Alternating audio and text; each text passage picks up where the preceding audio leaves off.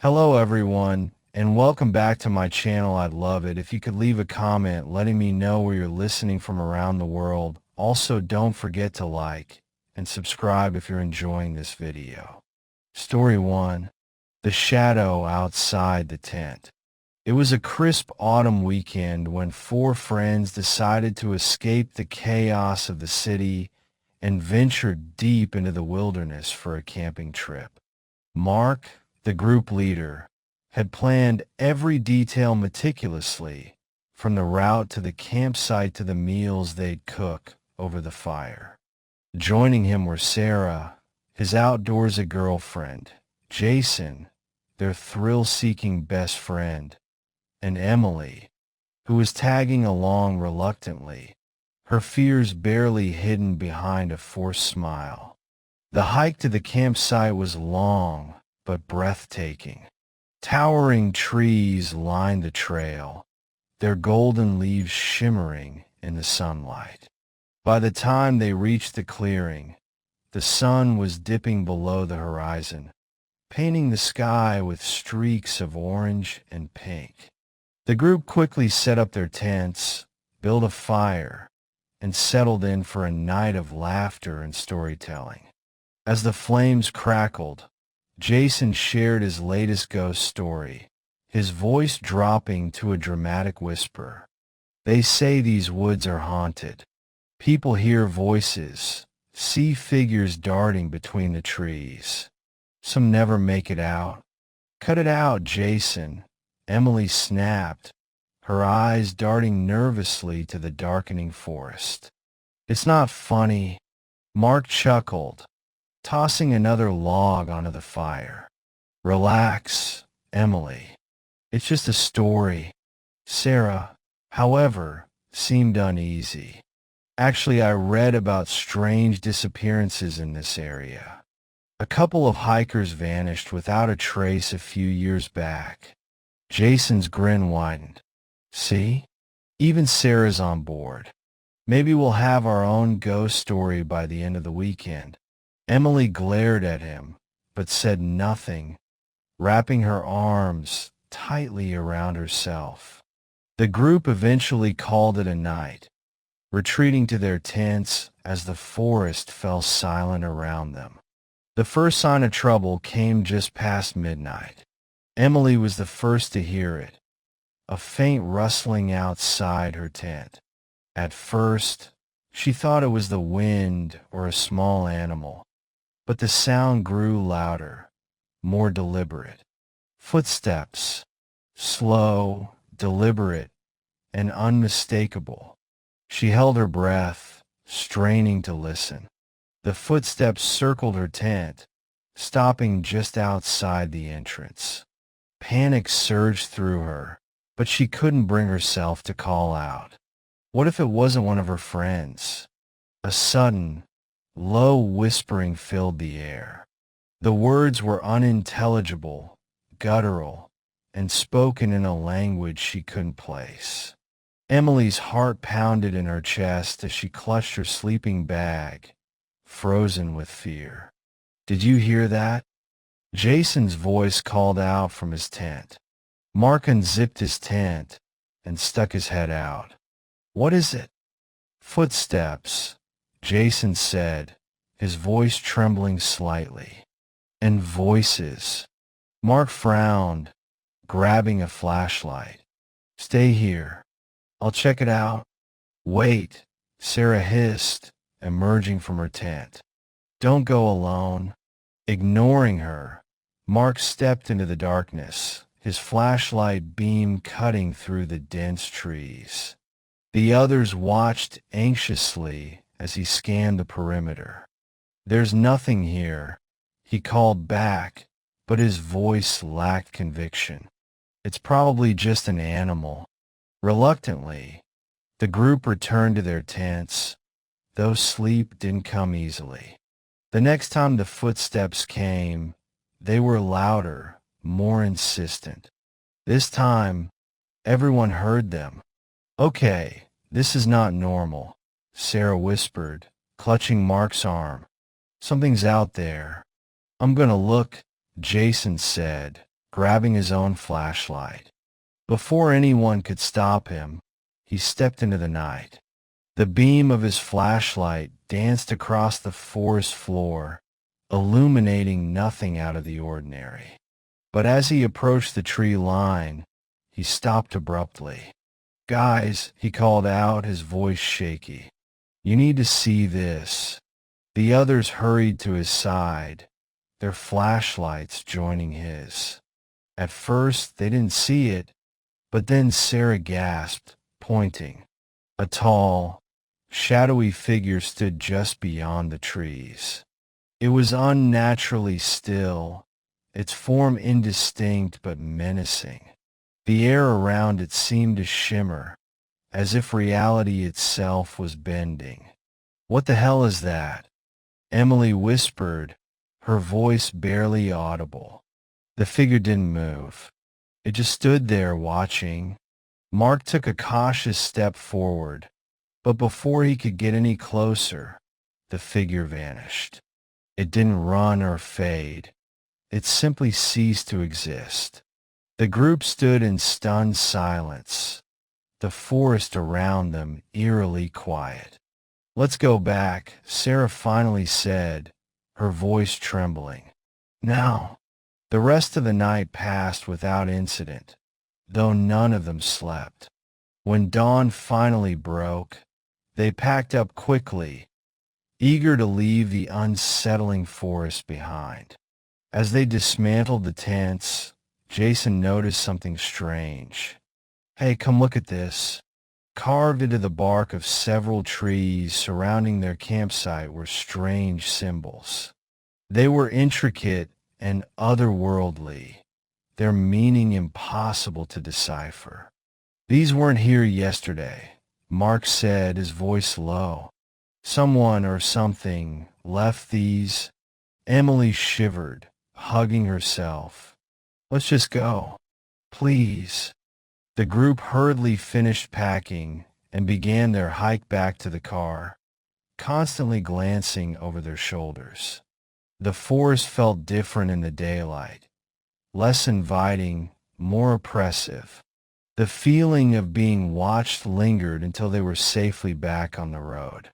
None of them spoke much on the drive home, each lost in their thoughts. They never returned to that forest, and none of them could explain what they'd experienced that night. But one thing was certain, whatever was out there wasn't human. Even years later, the memory of the shadow outside the tent and the mysterious symbols haunted their dreams, a chilling reminder of the unknown lurking in the depths of the wilderness. Story 2. The Silent Camper. Ethan had always been drawn to the peace and quiet of nature, the solitude that only a deep forest could provide. For years, he'd planned camping trips to remote places, where the only sounds were the rustling of leaves and the occasional call of a bird. This time, he had decided to go solo, venturing into the heart of a forest known for its wild beauty and its eerie reputation. People said it was haunted, but Ethan was a skeptic. He didn't believe in ghosts or anything supernatural. He arrived at the campsite just as the sun began to set, casting an orange glow over the dense trees. The area was quiet, except for the occasional breeze that rustled through the branches. Ethan set up his tent, eager to disconnect from the stress of daily life. There were no other campers around, just the way he liked it. The thought of being alone in such a vast forest filled him with a sense of calm.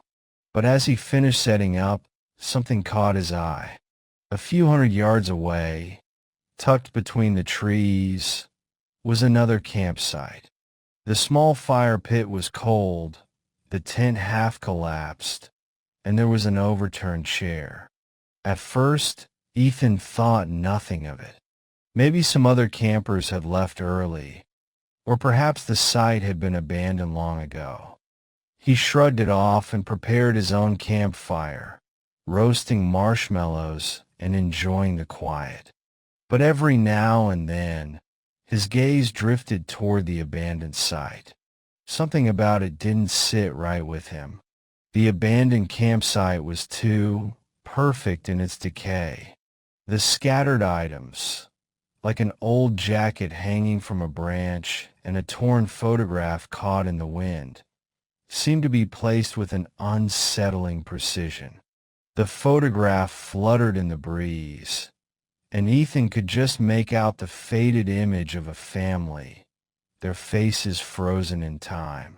He could feel the hairs on the back of his neck stand up. Why would someone leave such a personal item behind? It didn't make sense. He tried to shake off the feeling that crept over him, dismissing it as his imagination. After all, he was alone in the woods, and his mind was bound to start playing tricks. As darkness enveloped the forest, Ethan crawled into his tent, determined to get a good night's sleep. The silence outside was absolute, the kind of silence that felt too thick, almost oppressive. He lay there in the darkness, trying to clear his mind, but something gnawed at him. The photo, the torn jacket, the sense of someone else being nearby. The wind howled outside, and Ethan pulled the sleeping bag tighter around himself. As he lay there, his eyelids fluttered in and out of sleep. Then, just as he was beginning to drift off, he heard something, soft but unmistakable, a faint breathing, just outside his tent. It wasn't the wind. It was too rhythmic, too human. Ethan's heart skipped a beat. He held his breath, straining to hear. The breathing continued, slow and deliberate, almost like someone was waiting for him to notice. He couldn't tell where it was coming from. It wasn't right. He had seen no one else on the trail. There shouldn't be anyone out there. "Hello," Ethan called out, his voice trembling despite his best efforts to sound calm. No answer. The breathing stopped, and for a moment, the forest was silent again. But the feeling of being watched never left. Ethan tried to convince himself that it was just an animal, a deer, perhaps, or something else from the forest. He told himself to relax, but his mind raced with possibilities. The sound of the breathing returned, only now it was closer, much closer. Ethan's pulse quickened. He could feel the presence, the weight of it just outside his tent, pressing against the thin fabric. Every nerve in his body screamed at him to do something, anything, but he couldn't move. His body was frozen, his breath shallow and quick. The sensation of being watched grew stronger, and he could swear he felt the presence just inches from him. Ethan slowly reached for his flashlight, but the soft rustle of fabric outside made him hesitate. It wasn't just breathing now. There was a movement. The tent was being gently nudged like someone or something was brushing against it. Finally, he couldn't take it anymore. He scrambled out of his sleeping bag, heart racing, and grabbed the flashlight. With trembling hands, he unzipped the tent. The beam of light cut through the darkness, scanning the area around him. Nothing. There was nothing there. The forest stood still, the only sound the distant rustling of leaves in the wind. But when he turned the light back toward the abandoned campsite, his stomach dropped. The fire pit was now surrounded by several items he didn't remember seeing before.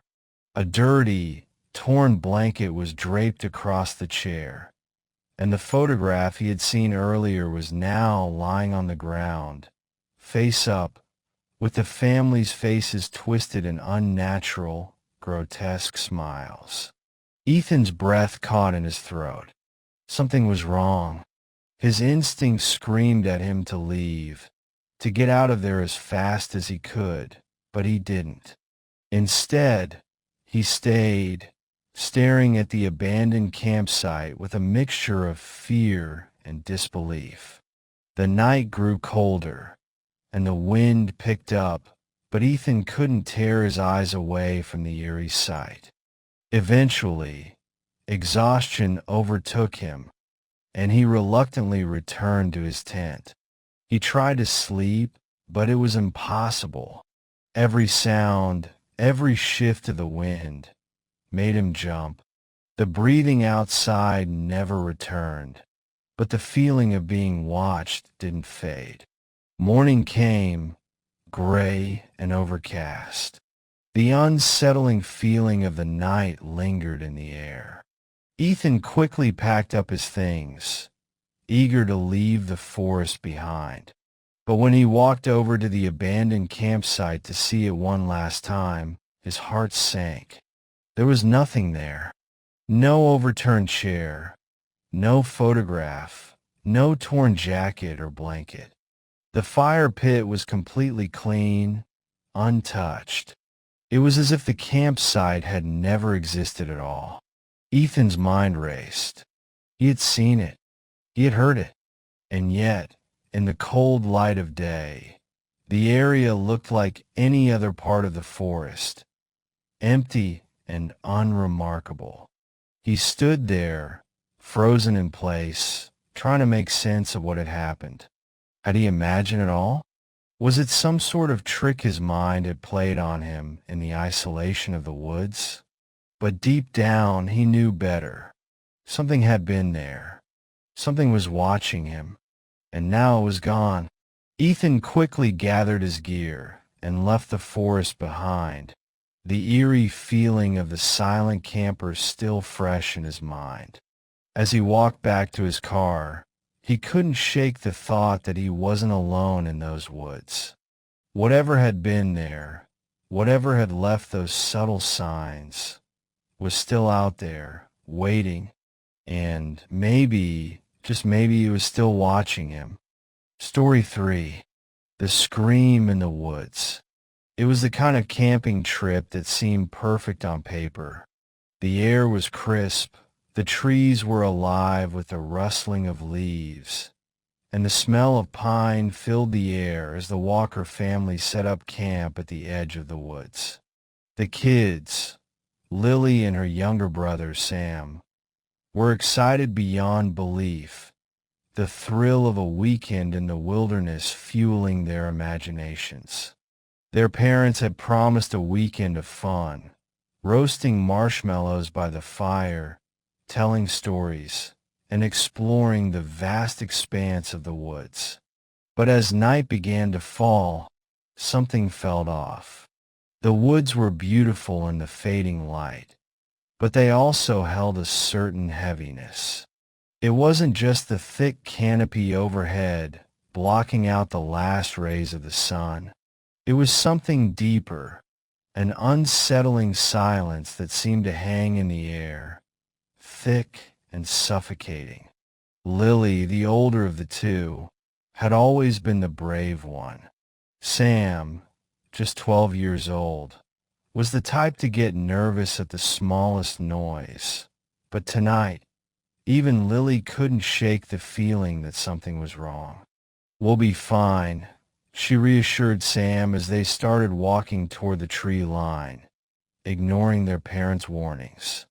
They had been told to stay close to camp, not wander too far.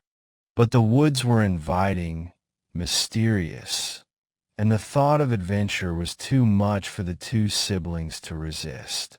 They knew the rules.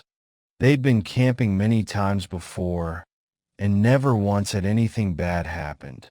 Tonight, though, there was a strange feeling in the air, something they couldn't explain. They wandered deeper into the woods, their flashlight beams cutting through the encroaching darkness. The sounds of the forest were alive with chirping crickets, the occasional hoot of an owl, and the rustling of small animals in the underbrush.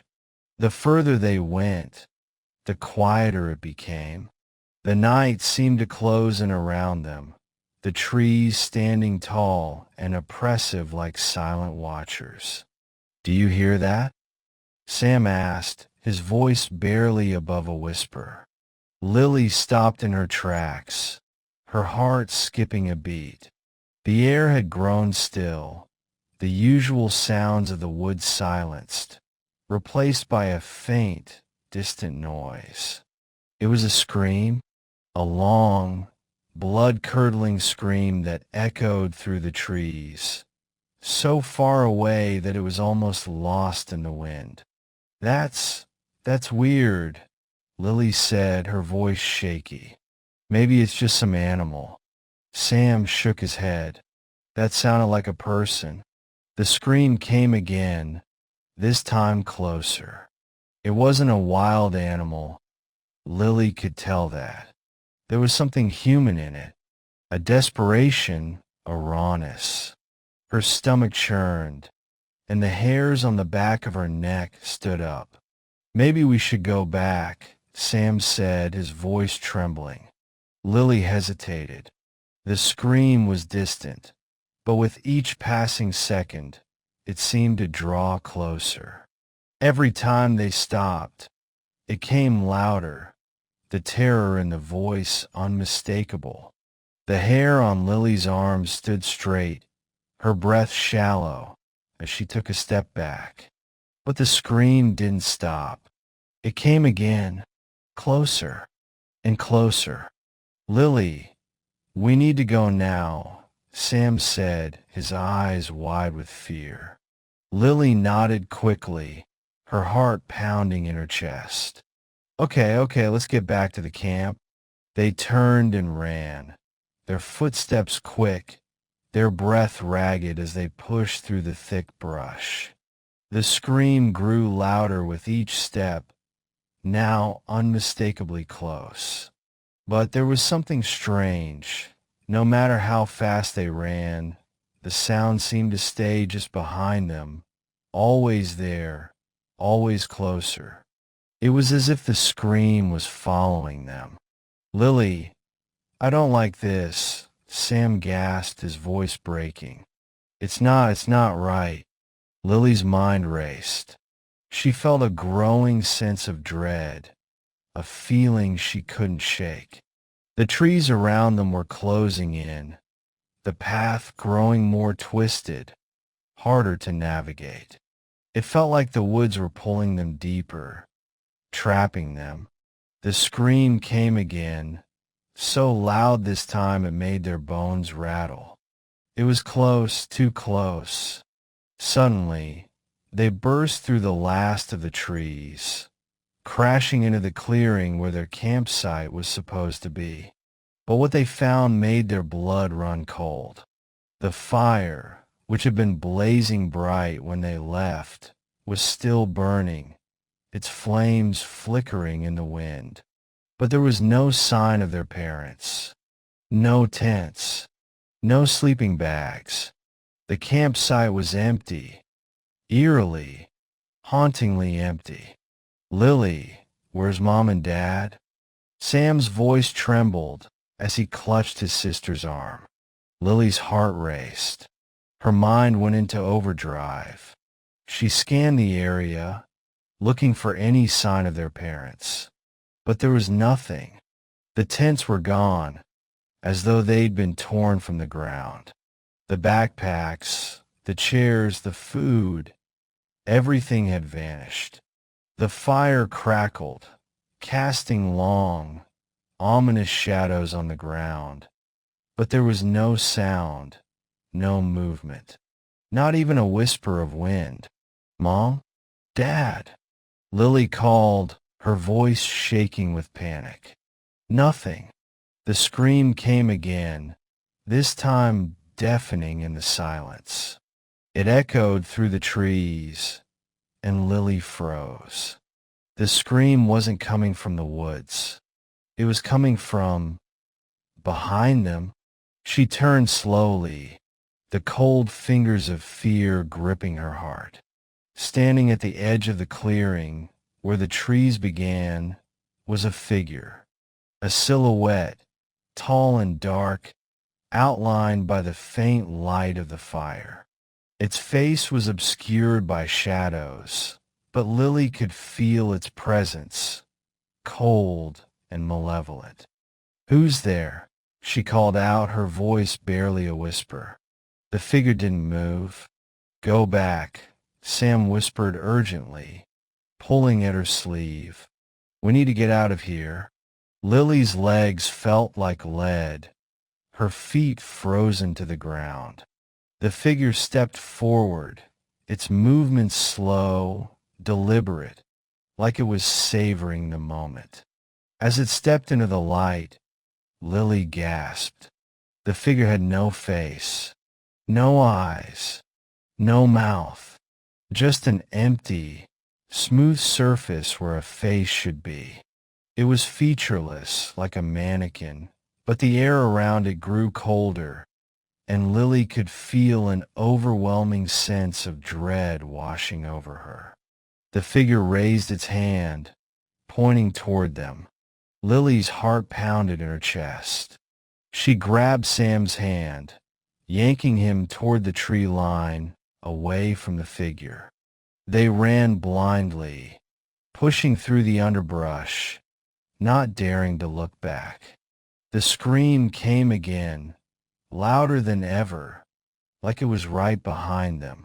And then, in the distance, a light flickered, dim, but unmistakable. The headlights of a car. They ran toward it, desperate, heart in their throats. But as they reached the edge of the clearing, they stopped. There, standing in front of them, was another figure, this one tall, with wild, unkempt hair, wearing a tattered coat. It was their father, but his eyes were empty, hollow. His mouth was twisted into a grotesque grin. "Lily, Sam, where are you going?" he asked, his voice cold, distant. Lily screamed. The figure behind them stepped forward again, and the woods grew silent. The Walker family was never seen again. The campsite was found abandoned days later, the tents torn open, the fire still burning. But no trace of the family could be found. Only the eerie scream echoed through the woods, and those who dared to camp nearby swore they could still hear it on quiet nights. The scream of something lost, something trapped in the woods, waiting for someone else to wander too far.